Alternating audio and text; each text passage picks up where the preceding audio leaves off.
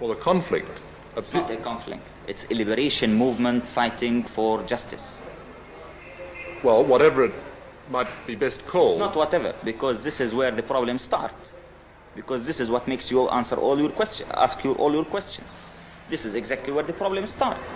This is a people who is discriminated, is fighting for his rights. This is the story.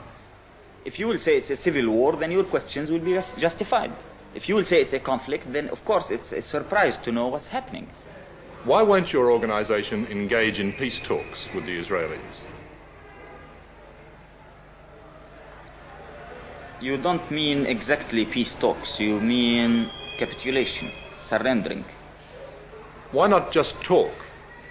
Talk to whom? Talk to the Israeli leaders. That's kind of conversation between the sword and the neck, you mean? Well, if there were no swords and no guns in the room, you could still talk. No, I had never seen any talk between a colonialist case and a national liberation movement. But despite this, why not talk? Talk about what? Talk about the possibility of not fighting. Not fighting for what? Not fighting at all, no matter what for. Yeah, people usually fight for something and they stop fighting for something. So you can't tell me even why should we speak about what? Well, stop fighting. For what? Or talk about stop fighting, why? Talk to stop fighting, to stop the death and the misery, the destruction, the pain. The misery and the destruction and the pain and the death of whom? Of Palestinians, of Israelis, of Arabs.